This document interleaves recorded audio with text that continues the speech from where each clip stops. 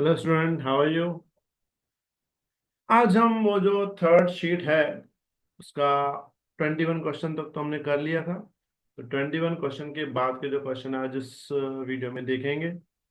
इस वीडियो में हम लोग जो क्वेश्चंस करने वाले 21 के बाद वाले वो सारे डिपेंड किस में होंगे, इलेक्ट्रिक फ्लक्स पे। तो एक बार अच्छे से इलेक्ट्रिक फ्लक्स रिवाइज करना, उसके बाद ही ये वीडियो सॉल्व करना।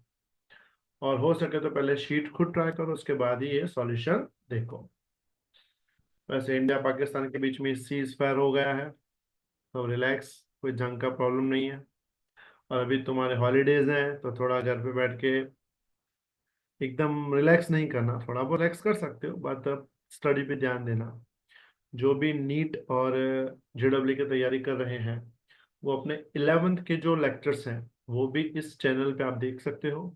इस चैनल पे आप प्ले लिस्ट में 11th के आपको वीडियोस मिल जाएंगे, तो वो आप भी देख सकते हो, जिसमें आपका इनिशियल चैप्टर 1 चैप्टर 2 से धीमे धीमे सब आते जाएंगे। तो जो भी जेई नीट की तैयारी करें तो वो भी साथ साथ में करते जाएं, क्योंकि आगे तुम्हें तैयारी करने का ज़्यादा टाइम नहीं मिलेगा। क्लियर। तो बढ़ते हैं आगे, मैं शेयर करता हूं तुम्हें।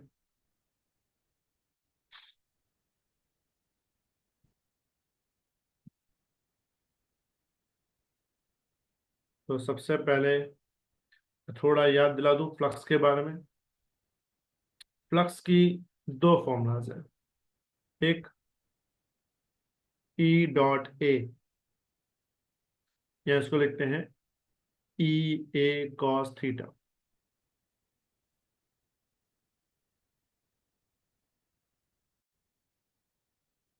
दूसरी फॉर्मूला है phi is equal to Q/ε0। इसमें याद दिला दूं, पहली कब यूज होती है, जब तुम्हारा ओपन सरफेस हो, जैसे कि स्क्वायर सर्कल वो सब। और दूसरी फॉर्मूला कब यूज होती है, जब तुम्हारा सरफेस क्लोज्ड हो, जैसे कि स्फीयर, क्यूब और सिलेंडर। तो दोनों याद है, दोनों का मेथड अलग अलग है। इसमें सबसे इंपॉर्टेंट चीज जो पहली फॉर्मूला है, जो सबसे इंपॉर्टेंट चीज थीटा होता है। थीटा किसके बीच का एंगल होता है, इलेक्ट्रिक फील्ड और एरिया वेक्टर। एरिया वेक्टर क्या होता है, किसी भी एरिया के परपेंडिकुलर लाइन। समझो हमने ऐसा कोई एरिया ड्रॉ किया हुआ है, तो उसका परपेंडिकुलर लाइन ऐसे होगा, तो ये होता है इसका एरिया वेक्टर। तो एरिया वेक्टर हमेशा एरिया के परपेंडिकुलर होता है। याद रहेगा इतना। मतलब सिंपल भाषा में कहूँ तो एरिया एक वेक्टर क्वांटिटी है, स्केलर क्वांटिटी नहीं है। फ्लक्स स्केलर है, इलेक्ट्रिक फील्ड वेक्टर है, एरिया भी वेक्टर है, बट फ्लक्स क्या है, स्केलर। फ्लक्स का यूनिट याद रखना, न्यूटन पर कूलम इंटू मीटर स्क्वायर, या एक और यूनिट होता है वोल्ट मीटर। दोनों सही है, Newton metre square per coulomb या फिर वोल्ट मीटर। ठीक है, चलो आगे बढ़ते हैं इसमें। 22 नंबर क्वेश्चन पे कॉन्सेंट्रेट पूरा। Total electric flux coming out of a unit positive charge put in air is dash. एक पॉजिटिव चार्ज को हमने एयर में रखा है, Q is equal to 1 coulomb. बोला इस चार्ज की वजह से इसका टोटल फ्लक्स क्या होगा। तो चार्ज एयर में रखा है तो फ्लक्स की सिंपल फॉर्मूला होती है phi is equal to Q/ε0। Q तो 1 है, अपॉन ε0, या इसको लिख सकते हैं ε0 का इनवर्स। तो आंसर आएगा बी। समझ आई बात। अगर इसमें ऐसा पूछा होता भाई कोई मीडियम है, ये तो वैक्यूम था यानी एयर था, कोई मीडियम हो तो मीडियम में फॉर्मूला आएगी यही Q/ε0, लेकिन डिवाइड में एक्स्ट्रा कैपिटल के लग जाएगा, जिसमें कैपिटल के का मतलब होता है डाई इलेक्ट्रिक कांस्टेंट। तो जब ये एयर हो तो ओनली Q/ε0, मीडियम हो तो Q/K/ε0, जिसमें के क्या है, डाई इलेक्ट्रिक कांस्टेंट का मीडियम। बढ़ते हैं आगे। 23 पे ध्यान, बढ़िया क्वेश्चन है। अ cube of side L is placed in uniform electric field E, where E is equal to EI cap.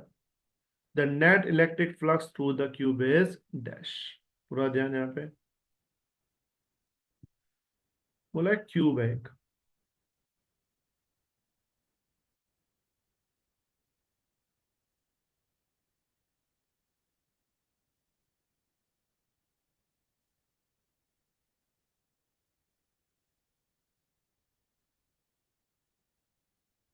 Cube है, इस क्यूब में हमने इलेक्ट्रिक फील्ड लाइंस यानी इलेक्ट्रिक फील्ड पास हो रहा है एक्स एक्सिस में, तो ये एक्स एक्सिस में इलेक्ट्रिक फील्ड ले लेते हैं। और इलेक्ट्रिक फील्ड की वैल्यू कौन सी है, ध्यान से देखो तो ई आई है, मतलब सिर्फ वैल्यू है एक्स एक्सिस में। एक्स एक्सिस का मतलब यहाँ पे होता है कि ये जो है यूनिफॉर्म है। अब यूनिफॉर्म इलेक्ट्रिक फील्ड में अगर तुम ध्यान से देखो तो क्यूब में जितनी लाइन एंटर हो रही है उतनी लाइन लीव कर रही है। हमने ये पढ़ा है, जब लाइंस एंटर होती है ना किसी भी क्लोज सरफेस में, उसका फ्लक्स नेगेटिव होता है, और जब लाइन पॉजिटिव मतलब बाहर निकलती है तो उसका फ्लक्स पॉजिटिव होता है। तो यहाँ पे जितनी लाइंस एंटर हो रही हैं उतनी लाइंस ही बाहर निकल रही हैं, तो नेट फ्लक्स उसका क्या आएगा, जीरो। ऑप्शन आएगा ए। तो जब भी किसी क्यूब को यूनिफॉर्म इलेक्ट्रिक फील्ड में रखा जाए तो उसमें number of electric field lines enter and number of electric field lines बाहर वो सेम होती है, तो जीरो हो जाए। यही अगर नॉन यूनिफॉर्म होता ना तो हम आंसर लगाते, क्योंकि नॉन यूनिफॉर्म में अलग अलग इलेक्ट्रिक फील्ड लाइन होती है तो वैल्यू मिलती है, लेकिन यूनिफॉर्म में तो क्लोज सरफेस में जीरो हो जाएगा। तो यहाँ ऑप्शन ए आएगा। बढ़ते हैं आगे।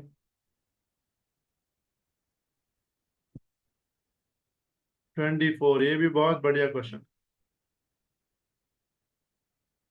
8 dipoles of charges of magnitude E R place inside a cube. Way cube के अंदर 8 डायपोल्स डाले हैं। The total electric flux coming out of the cube. तो बोला क्यूब में टोटल फ्लक्स कितना बाहर आएगा। समझते हैं इस बात को। भाई ये अपने पास क्यूब है,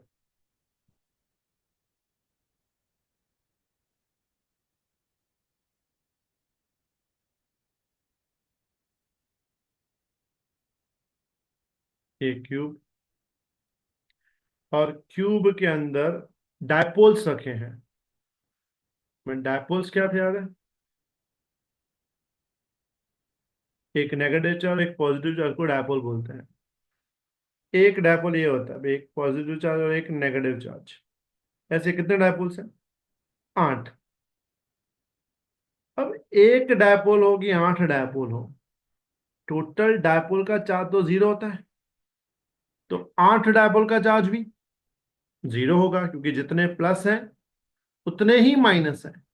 अगर टोटल चार्ज ही जीरो है तो फ्लक्स की फॉर्मूला क्या होती है, चार्ज अपॉन एप्सिलॉन नॉट।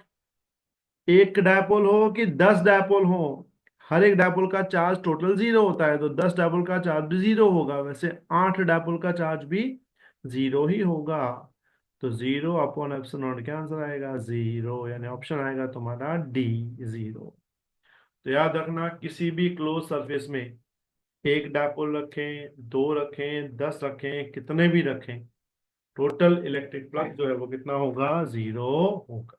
क्या रहेगा, क्लियर। बढ़ते हैं आगे, क्योंकि जितना पॉजिटिव चार्ज उतना नेगेटिव है तो फ्लक्स जीरो। ये भी बढ़िया क्वेश्चन है। A point charge plus Q is placed at the centre of cube. Cube के कहाँ रखा है, सेंटर में। Electric flux emerging from the cube, तो क्यूब का फ्लक्स क्या होगा, सेंटर में चार्ज है तो फ्लक्स एक ही फॉर्मूला होती है, Q by epsilon not. Option कौन सा आएगा, ए। अगर ये क्यूब के बाहर चार्ज रखा होता तो जीरो होता, क्यूब के अंदर है इसलिए cube by epsilon not. Simple question है एकदम ये। फिर 26 पे ध्यान, ये तो खुद ट्राई करो, अभी मैंने समझाया था। द ऐसा unit of electric flux, flux का ऐसा यूनिट, तो फ्लक्स का ऐसा यूनिट मैंने अभी तुम्हें बताया था, Newton metre square per coulomb, या फिर एक और नाम बताया था वोल्ट मीटर।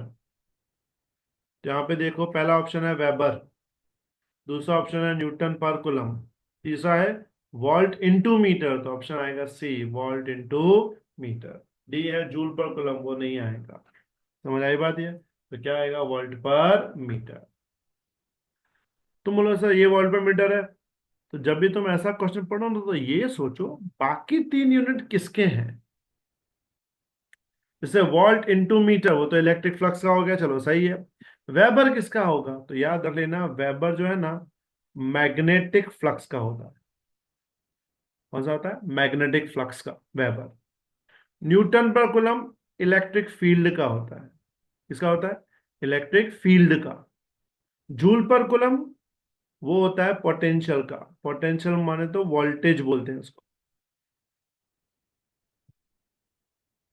क्या रहेगी बात? जूल पर कूलम किसका होगा? वोल्टेज का या फिर पोटेंशियल का। क्लियर? तो वेबर मैग्नेटिक फ्लक्स का, न्यूटन पर कूलम इलेक्ट्रिक फील्ड का, जूल पर कूलम पोटेंशियल का या फिर वोल्टेज का। क्लियर? और वोल्ट मीटर इलेक्ट्रिक फ्लक्स का। मतलब गलत आंसर के भी तुम्हें याद रखना है कि एक यूनिट किसके हैं। बढ़ते हैं आगे 27 पे। बढ़िया question. Q1, Q2, Q3 and Q4 are point charges located at points as shown in figure, and S is a spherical Gaussian surface of radius r. Which of the following is true according to Gauss law? फिर Gauss law के हिसाब से, इस diagram के हिसाब से नीचे में से कौन सी इक्वेशन सही है? तो तुम्हें जो डॉटेड पार्ट दिख रहा है वो शेल है, यानी कि गॉसियन सरफेस है। ध्यान से देखो, उसके अंदर 3 चार्ज है, बाहर 1 चार्ज है। जब हम फ्लक्स की फॉर्मूला लगाते हैं तो फ्लक्स की बेसिक फॉर्मूला होती है चार्ज अपॉन एप्सिलॉन नॉट। लेकिन इसमें चार्ज कौन सा? तो चार्ज वही लेते हैं जो चार्ज शेल के अंदर हो। तो ध्यान से देखो, तो Q1, Q2, Q3 तो अंदर है, Q4 बाहर है, तो हम Q4 नहीं ले सकते। सिर्फ क्या लेंगे? Q1 Q2 plus Q3 divide by epsilon not. उस हिसाब से ऑप्शन नंबर बी मैच करेगा। Q1 plus Q2 plus Q3 upon epsilon not. जल्दबाजी में ए टिक मत करना, क्योंकि उसमें भी Q1 plus Q2 plus Q3 है, लेकिन नीचे उसमें 2 एप्सिलॉन नॉट है। हमें एप्सिलॉन नॉट लगाना। तो ऑप्शन कौन सा आएगा? बी आएगा। समझ आई बात? क्लियर? बढ़े आगे। ध्यान रखना कौन से चार्ज लेते हैं? जो गॉसियन सरफेस के अंदर हो, बाहर वाले नहीं। 27 पे पढ़ते हैं आगे। ये भी बढ़िया क्वेश्चन है, पूरा समझ के। ऐसे क्वेश्चन आते हैं जेई नीट में। The inward and outward electric flux. कौन सा? Inward and outward. याद रखना, इनवर्ड यानी नेगेटिव, आउटवर्ड यानी positive. The inward and outward electric flux for close surface in units of newton metre square per coulomb are respectively 8 into 10⁻3, 4 into 10⁻3। मतलब 8 into 10⁻3 negative हो जाएगा और 4 इंटू 10⁻3 पॉजिटिव, क्योंकि 8 into 10⁻3 inward है और 4 into 10⁻3 outward है। याद रहेगा इतना? मतलब 8 माइनस में, ये प्लस में, समझो उसको मान देते हैं 5 1, इसको बोलते हैं 5 2, तो 5 2 प्लस है, 5 1 माइनस है। The total charge inside the surface, total charge क्या होगा? तो फ्लक्स की basic formula Q by epsilon not. 5 में 2 लिखेंगे, 5 1 5 2, लेकिन हम 5 2 प्लस में लिखेंगे, 5 1 माइनस में लिखेंगे। क्यों ऐसा? क्योंकि 5 1 नेगेटिव है यहाँ पे। 5 2 की वैल्यू 4 इंटू 10⁻3, 5 1 की value 8 into 10⁻3 is equal to Q by epsilon naught. अब 4 में से 8 जाए तो -4, 10⁻3 और एप्सिलॉन नॉट मल्टीप्लाई में आएगा, तो क्यू मिलेगा -4 into 10⁻3 into epsilon not. Option आएगा तुम्हारा डी फॉर दिल्ली। क्या रहेगा? इनवर्ड मतलब नेगेटिव फ्लक्स, आउटवर्ड मतलब पॉजिटिव फ्लक्स। वो ध्यान रखो। बढ़ते हैं आगे। ये इजी क्वेश्चन है, पहले खुद सॉल्व करना तो आएगा।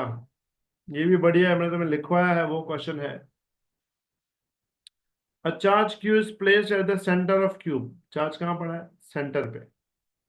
Then the flux passing through one face of cube. Flux हमें फाइंड करना है कहां से? One face of cube. मैं बता दूं, क्यूब के 6 फेसेस होते हैं। चार्ज अगर सेंटर पे पड़ा है तो टोटल फ्लक्स क्या होगा? तो टोटल फ्लक्स एक्चुअली ये होगा, phi is equal to Q by epsilon naught. लेकिन यहाँ टोटल नहीं पूछा, यहाँ कौन सा पूछा? वन फेस पूछा है। तो वन फेस के लिए टोटल को 6 से डिवाइड करना पड़ेगा, क्योंकि क्यूब के पास 6 साइड्स होती हैं। तो 5 क्या मिलेगा, Q/6 ε0, एंड ऑप्शन आएगा डी फॉर दिल्ली। मतलब टोटल फ्लक्स पूछा होता तो ए ऑप्शन आता, वन फेस पूछा है तो 6 से क्या हो जाएगा डिवाइड, क्योंकि साइड्स कितनी होती हैं, 6। वैसे क्यूब के मैंने तुम्हें और 3 केसेस भी लिखवाए हैं। चार्ज अगर सरफेस पे हो तो क्या होगा, एज पे हो तो क्या होगा, कॉर्नर पे हो तो क्या होगा, तो वो एक बार रिवाइज कर लेना।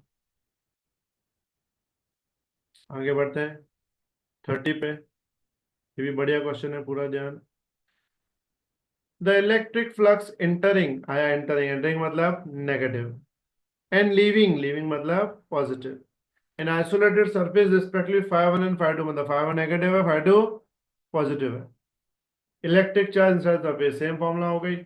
फाइव इज इक्वल टू क्या लिखेंगे, Q/ε0, फाइव में लिखेंगे φ2 - φ1,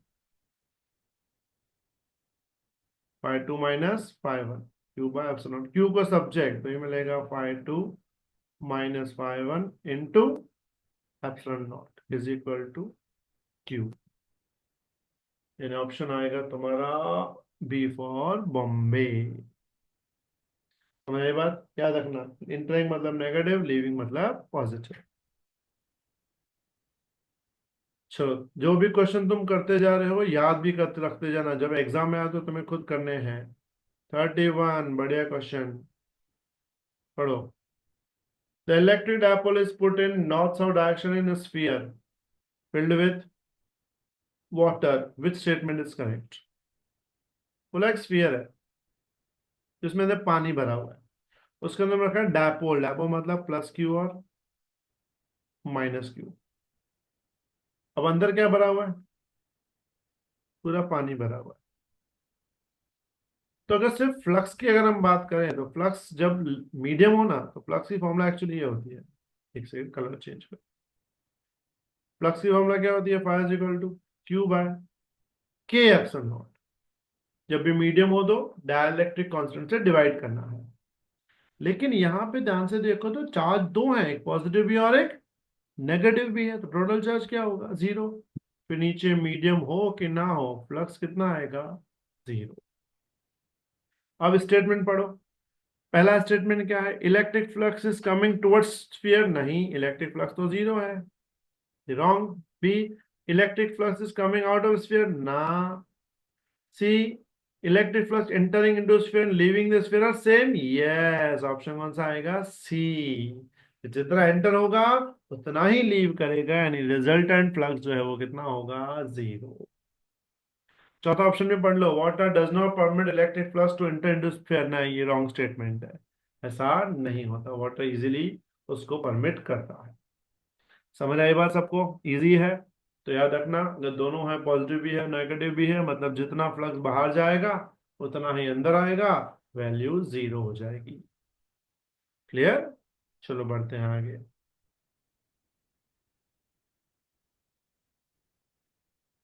32, बढ़िया क्वेश्चन, पूरा ध्यान। The electric field inside a sphere which carries a charge density proportional to the distance from the origin, rho is equal to alpha r। Rho दिया कितना, alpha R, alpha constant is dash. Electric field find करनी है sphere के अंदर जिसमें charge density ये है, रो alpha are. इसका मतलब डिस्टेंस के साथ वैल्यू चेंज हो रही है, तो देखते हैं क्या होता है। तो इलेक्ट्रिक फील्ड फाइंड करनी, इलेक्ट्रिक फील्ड की बेसिक फॉर्मूला Q/r²। क्यू तो बाद में डालेंगे, पहले क्यू फाइंड करना पड़ेगा। तुम्हें मैंने 3 चीजें बताई थी, linear charge density, surface charge density और volume charge density. Linear charge density को लेमड़ा बोलते हैं, Q/L। सरफेस चार्ज डेंसिटी को सिग्मा बोलते हैं, Q/E। और वॉल्यूम चार्ज डेंसिटी को रो बोलते हैं, Q/V। क्लियर।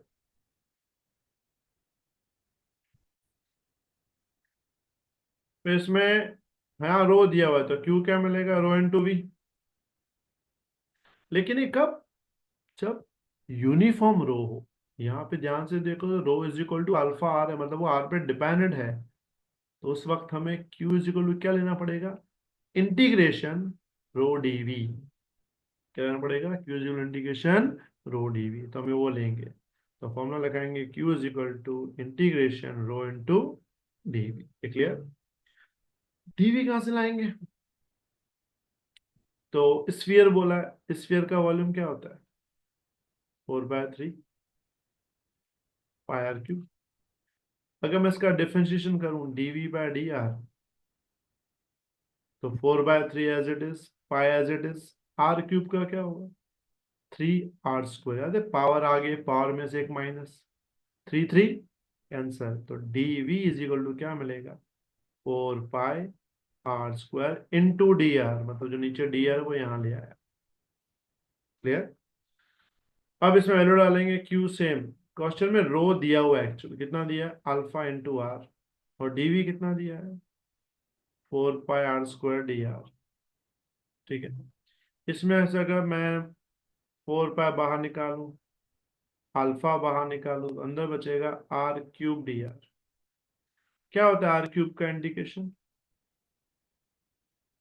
r⁴/4, 4 4 गया, तो क्या आंसर आया, पाई अल्फा r⁴। ये हमको क्या मिल गया,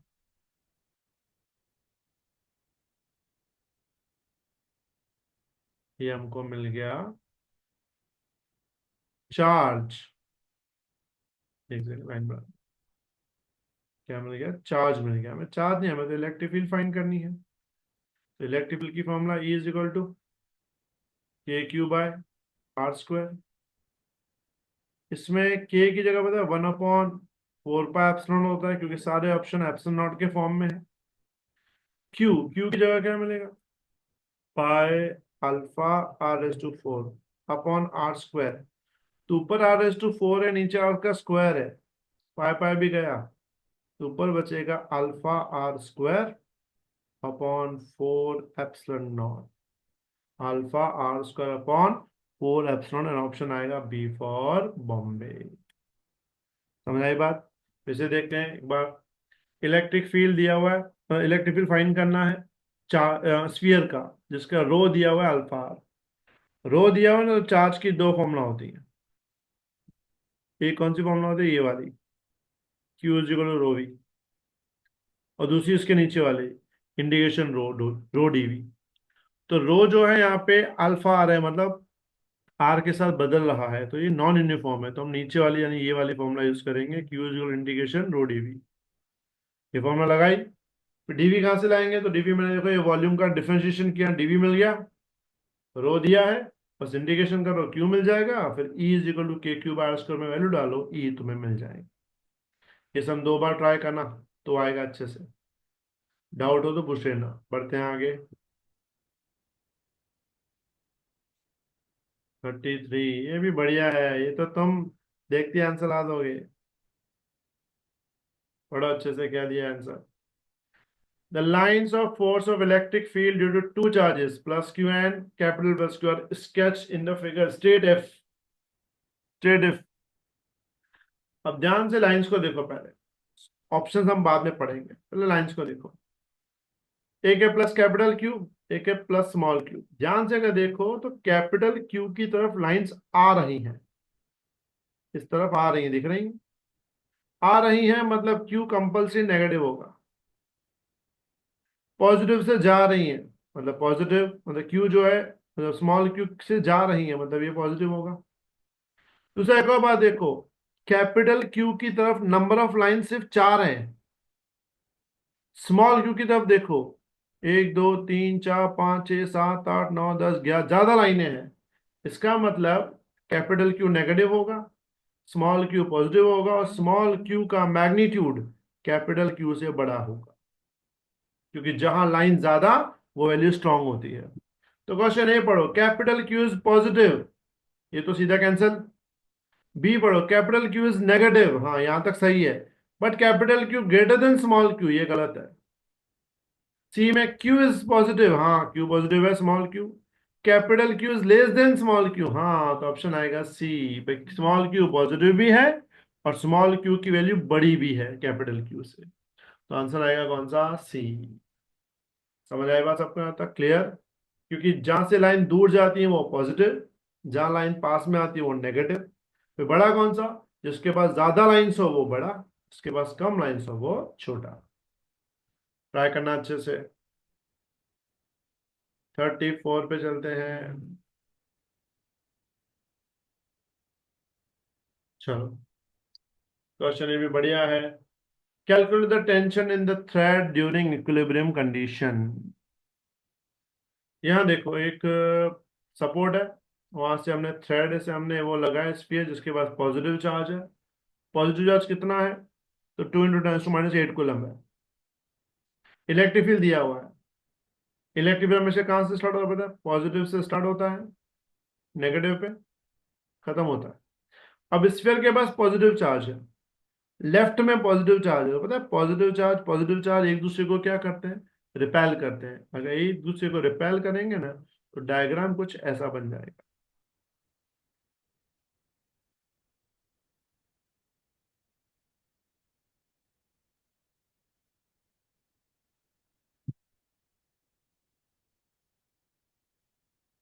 ठीक है, डायग्राम कुछ ऐसा बनेगा, मतलब कि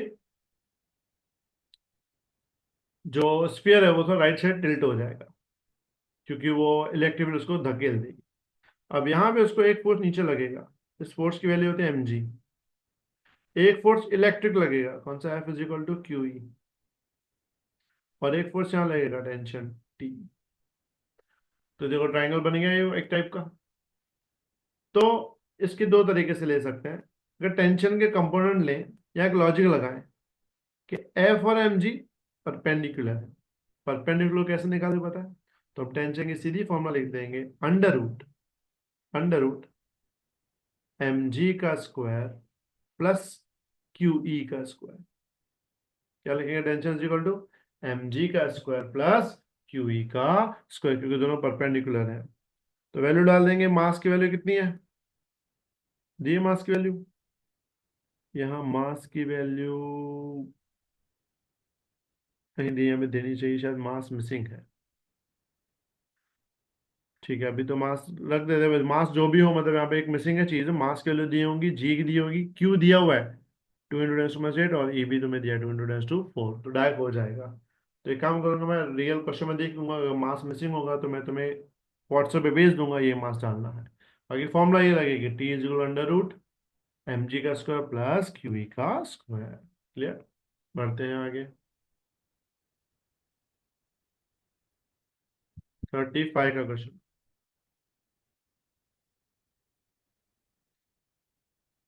चलो पढ़ो, 35 में मस्त क्वेश्चन है, पूरा ध्यान। A cylinder of radius r, length L, is placed in a uniform electric field E parallel to the cylinder axis. The total flux of the for the curved surface for the cylinder is given by dash. ध्यान समझो ये बात भी। Cylinder है, और cylinder में कैसा है? सिलेंडर तुम्हें पता है क्लोज सरफेस होता है। मान लो हमने ये सिलेंडर ड्राइंग, ये ध्यान देना।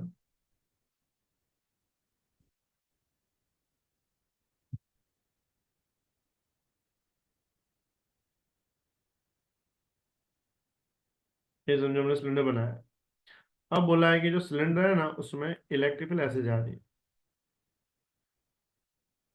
तुम सोचो क्या आंसर आना चाहिए, इलेक्ट्रिकल से जा रही है तो जितनी फील्ड सेंटर हो रही है उतनी ही एग्जिट हो रही है। क्या फाइंड करें? The total flux for the curve surface of the cylinder. तो कर्व सरफेस तो ये है, तो इसमें से तो पास नहीं हो रहा। कर्व सरफेस समझते हो ना? इसका एरिया वेक्टर ऐसे होगा, कर्व का, और ये एंगल बनेगा 90। तो फाइव इज इक्वल टू ये कॉस थीटा, थीटा कितना है? 90। तो फ्लक्स की वैल्यू सीधी सीधी कौन सी आ जाएगी? 0। आंसर आएगा D0। वैसे में तुम्हें बताया क्लोज सरफेस हो तो अंदर चार्ज हो तो ही लेने का, बाकी लेना नहीं। तो इसका आंसर 0 आएगा। चलो 36।